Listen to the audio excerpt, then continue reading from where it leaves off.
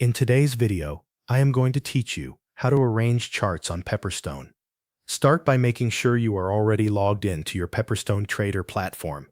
Once you are inside the platform, go to your trading workspace and open multiple charts. This will allow you to clearly see how each layout option changes the chart arrangement. Next, move to the top toolbar. Look for the Chart Layout button.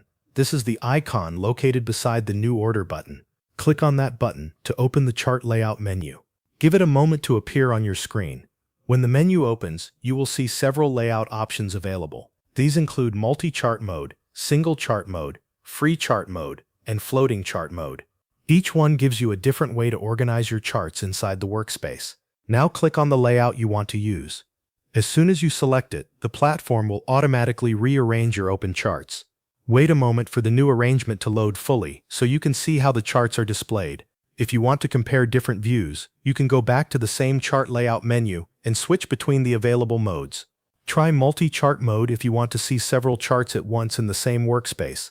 Use single chart mode if you prefer to focus on one chart at a time. Free chart mode can help if you want more flexibility in how charts are placed. Floating chart mode is useful if you want charts to appear in separate movable windows. If the layout does not look the way you want, open the layout menu again and click Reset. This will restore the default chart layout.